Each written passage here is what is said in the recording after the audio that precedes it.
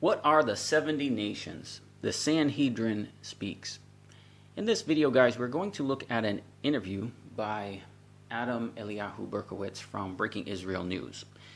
And it's an interview with the spokesperson from the Sanhedrin, Rabbi Hillel Weiss.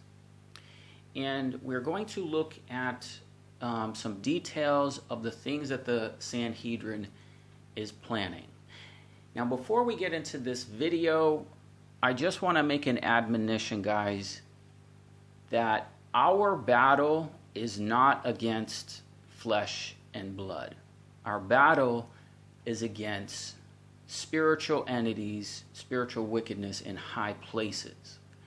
So let's not get into disparaging flesh and blood, guys. Let's remember this is a war. That's why I'm sharing this with you. I'm sharing this with you so you can see what's going on. Okay, this is a war that's going on. And this is the type of thing that's happening. Typically it's seen behind the scenes, but we're going to see pretty clear details in this video of what's going on, the plans for the third temple, etc. Hi, I'm Adam Eliyahu Berkowitz. I'm a feature articles writer for Breaking Israel News.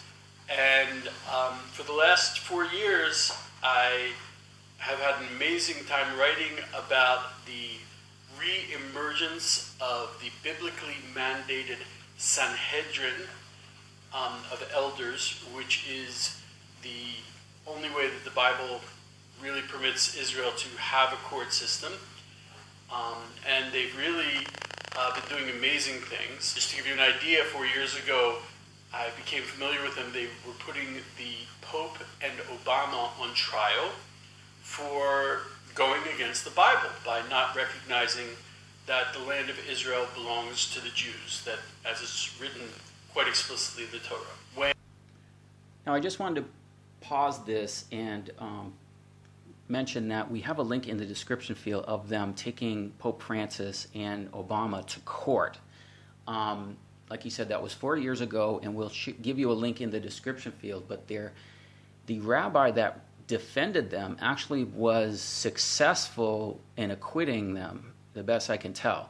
I'll put a link in the description field for you so you can see that what he's talking about there. So basically, the Sanhedrin is a judicial court. Most of you have found my YouTube channel as a result of me showing this Sanhedrin court that's already built underground in the Western Wall. So what we have here is Rabbi Hillel Weiss is a spokesman for that group, that organization. And in this interview, we're going to find out details of some of the things that they're doing. And now, as this beautiful insignia tells us, the Sanhedrin is working hard to establish an organization of 70 nations. And I think you'd be surprised to find out what it's going to do, and even more surprised about what it's already done. And sitting with me is Rabbi Professor Hillel Weiss, who has, over the course of time, become not only an amazing source of stories, but a very dear friend. I brought him in so he could answer a few questions about this organization of the 70 nations, which I've been writing about, as you can see here. They've been working very hard towards it. They've invited Nikki Haley to be the honorary president. So I'd like to ask Rabbi Weiss a few questions. First of all, thank you so much for coming in, Rabbi Weiss. It's always a personal pleasure for me to meet with you. So tell me, the 70 nations, the organization of the 70 nations, where's this written in the Bible? How do we know about it? Oh, it's written very precisely. There is a verse, God. Now, when he's saying it's written very precisely, essentially what he's doing is quoting Deuteronomy chapter 32, verse 8. When the Most High divided the nations their inheritance, and when he separated the sons of Adam, he set bounds for the people according to the number of the children of Israel. Okay? So that's essentially where he's getting the numbers and boundaries of the nations. After Adam, of course, we had the flood, and Noah and his sons then repopulated the earth, and from them stemmed 70 nations. The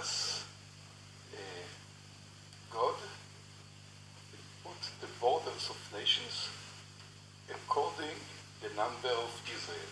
השם יצב גבולות עמים למספר בני ישראל. All the nations, all the descendants, it comes from the sons of Noah, they wanted to establish a huge building, a symbol that is against God. They say from time to time there is a catastrophe. We should stop the tsunami by holding the sky. And then God himself went down to see what those human beings do. So bear with this. I know there's a little bit of an accent, and I put captions so we can try to understand. But basically what he's talking about is what we call the Tower of Babel. So after the flood, there was the Tower of Babel, and he's talking about the scattering of the nations. There are 70. There are all the people in the world, and also Israel. They are sons of Shem, Ham, Yefet. Shem was scattered, Ham was scattered, and Japheth was scattered.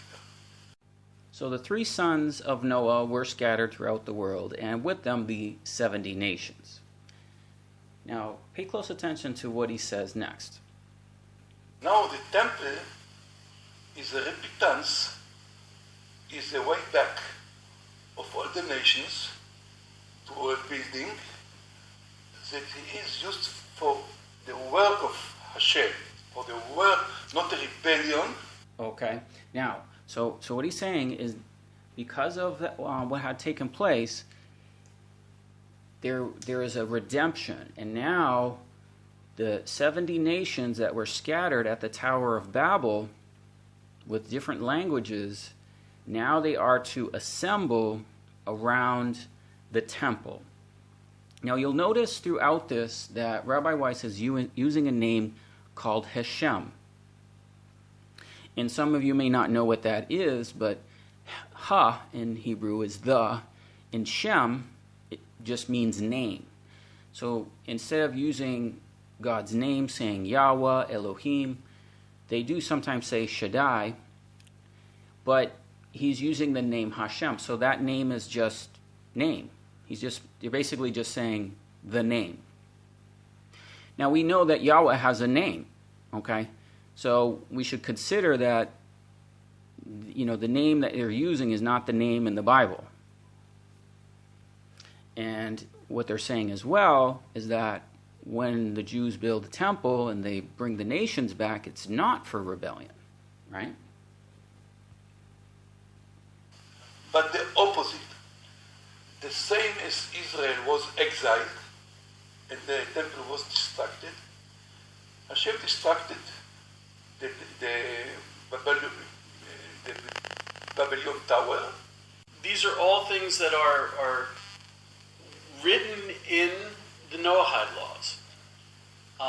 So in essence, the United Nations is anti-Noahide. Exactly. If you're wondering what the 7 Noahide laws are, these are laws from Noah that these organizations have come up with. You can do your own research. We're not going to take a lot of time in this video to discuss this. You can pause this and look up these various organizations and search online. Okay, this is the 7 soul properties, the 7 commandments, 7 divine emanations. Get your Hebrew certificate now. Learn how to read your personal code. Explore your destiny. Now, I just want to show you quickly the Sanhedrin 70 Nations Facebook page on the 7 Noahide laws. I will put links in the description field for this, and you can take the time and read this and go into more detail. So here we can just see basically the laws, don't do this, don't do that. Okay, the 7 levels of Gentile acceptance of the 7 commandments. Now, in a general sense, what's going on here is they are saying the 10 commandments are for the Jews, and for the Gentiles, you have to do this. Okay? And these are observances and different things. Take the time and read this. But what I want to point out is this. Let's focus in and make very clear. I'm on the Sanhedrin website, guys. Okay, here we go. Moses was commanded by the Almighty to compel all the inhabitants of the world to accept the laws given Noah's descendants. If one does not accept these laws, he should be executed. Did you hear that? If one does not accept these laws, he should be executed. This is what the Sanhedrin is saying. Let's keep this in mind as they talk about how wonderful this is and how great it is the nations will come together in peace. Against the treaty of Noah and his son. This is the basic law. This is the deep law. And when the humanity are working against, they are going back to the Tower of Babylon, they will be destroyed. All of them to destroy the world. So hopefully an organization of 70 nations will bring together all nations on some basis, it is a biblical basis. Hopefully. So would you call this religious? Of course. Religious Jewish or religious? No, there is sub-Jewish. Noah was not a Jew. His sons were not Jews. We are not going to found a new religion. But we are applying to all the nations, to all the human beings, this responsibility with modesty. We are not speaking exactly like Jews.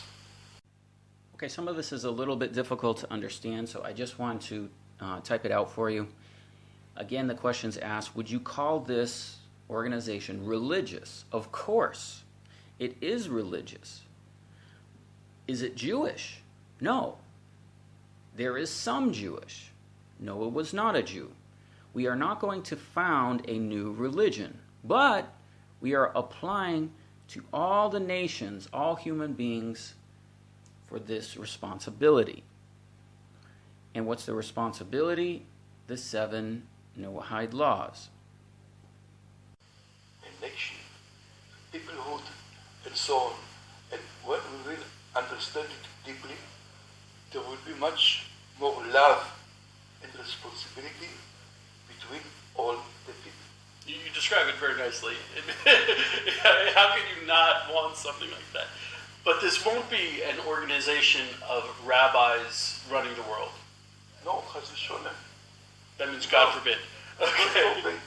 Last year there was a creation of the world concert. It was a concert held on the day that, according to Jewish tradition, the entire world was created, which is something that every person in the world should give thanks for. And the Sanhedrin found one particular emissary to transfer to the Arab world and to Iran that they should take part in this organization of 70 nations. This actually, in certain ways, transcends boundaries. It's reinforcing individual cultures, individual language, and borders, but at the same time, it's not based on political interests. It's based on spiritual, divine interests.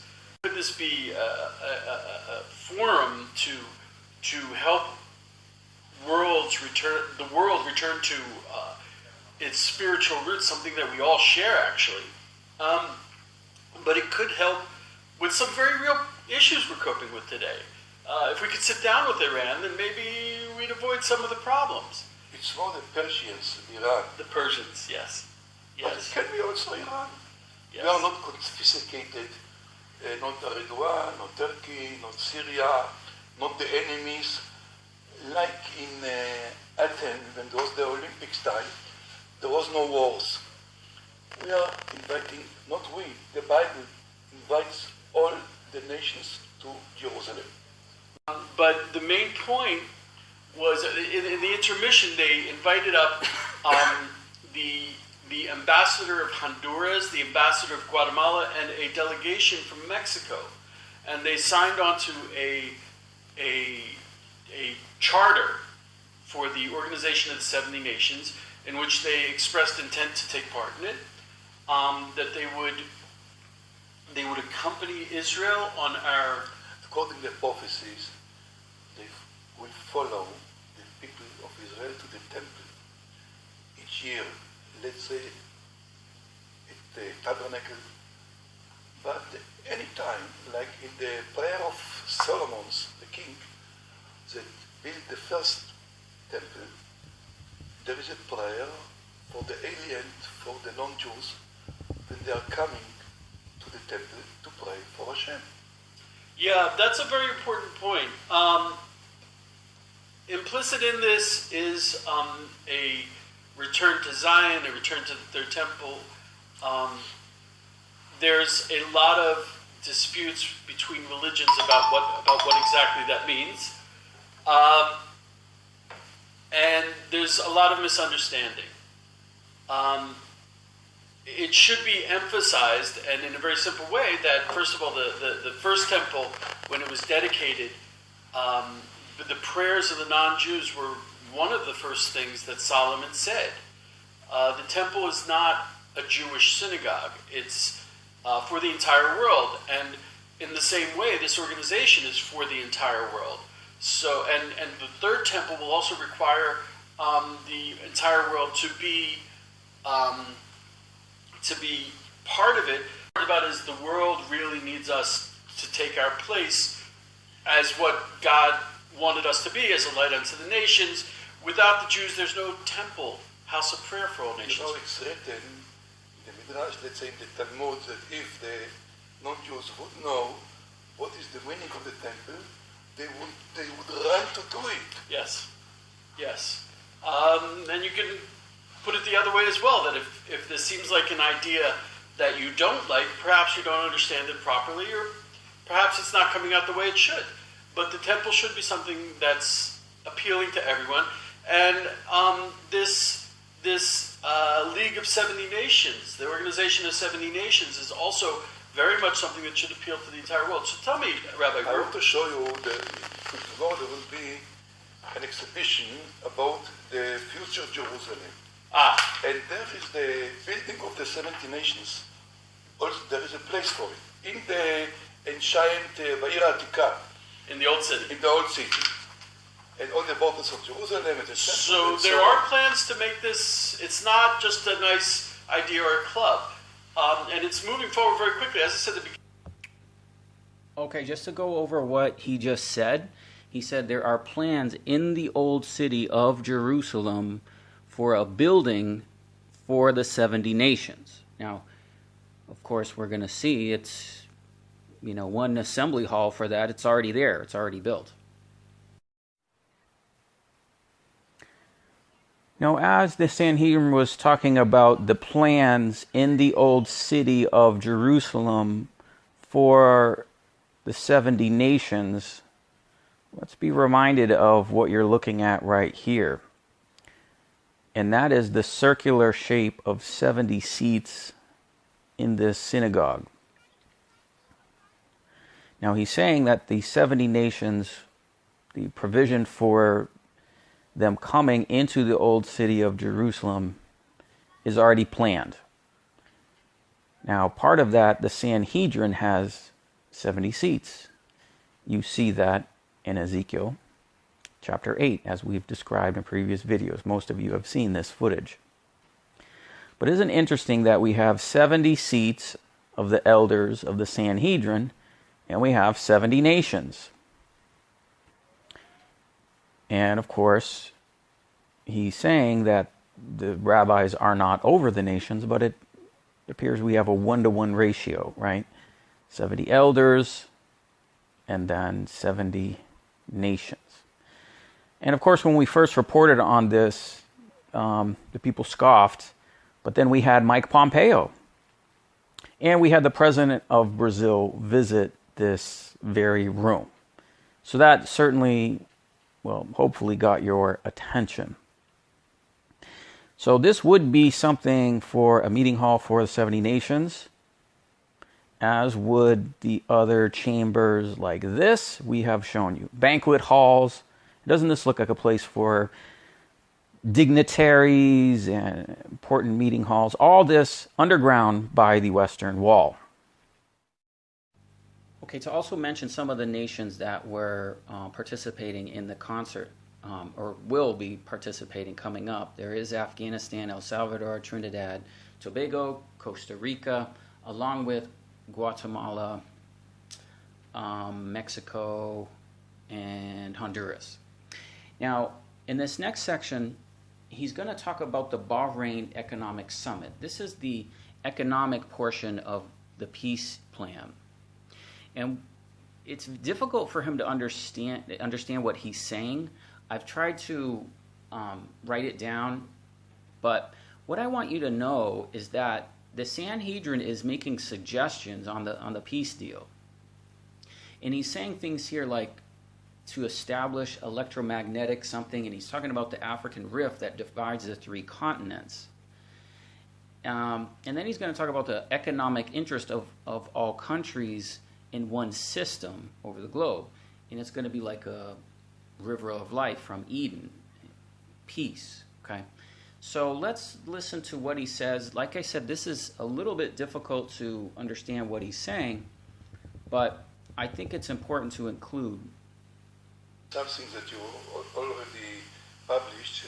It's look totally crazy, but it is not. When there was the Bahrain conference, the Sanhedrin suggested, according to real programs, to establish routes of electromagnetic trains. First of all, through the crack of Syrian African, according to Israel, that combines 3 continents. And there are some systems in the world of the electromagnetic trains. In Japan, the Shinkansen, the Shangri-La, and also the TGV and so on. Now the economic interest of all the countries and nations is that all those routes will be in one system all over the globe. Now, all the modern facilities to send oil, a letter from door to door, with all the ways, with all the facilities, the world is changing. It's like to put in the world a river of life. Like from Eden, there was one river that was separated to 4. And this is the peace. One of the Noahide laws, because of the flood, is not to steal, not to theft. And if you theft even 1 coin, you are a criminal. Now the problems of the currencies and the world and the competition of currencies, sometimes it's advancing some economy, but mostly there are coming demons like the cryptologic bitcoins that destroy the world. So all the banks have an overbank. They have 1 coin that has a covering in goods, in gold, like in the old times. A coin is not just to print papers. Someone has to be responsibility what is behind. Okay, so there we could see the influence of the Sanhedrin. We saw their chamber of hewn stone. This is a video from the Temple Institute on the chamber of hewn stone. They have another video describing the plans for the third temple. You can see throughout this, the third temple is of most importance. But so is the organization of the 70 nations, okay, to bring nations into a covenant, into an agreement of what? The 7 Noahide laws, right? Well, this synagogue or this assembly, this place called the Chamber of Hewn Stone, this is what they do. They judge these matters. You can see them talking about influencing Donald Trump with the economic summit, okay? Talking about cryptocurrencies, talking about the 7 Noahide laws. And this is what Christ warned us.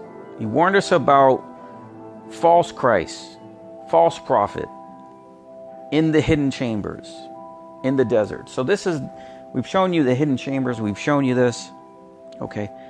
And Christ said, don't believe that's the Messiah. That's not the Messiah that's going to go in there, okay? But Christ said, ever I taught in the synagogue and in the temple. So this is the synagogue that is spoken of by Christ in Revelation chapter 2 verse 9 and 3 verse 9. And guys, let's remember our war is not against flesh and blood, but this is the synagogue of Satan. This is the war right here. So this is a whole playlist I have on the third temple. This is another part to that, to look at what the Sanhedrin is doing. We will keep an eye on other things that they declare. You talk about the coin. We're showing the David coin, the Donald Trump coin. Anything else that's coming up, we will keep you abreast of. So thanks for watching, and God bless you.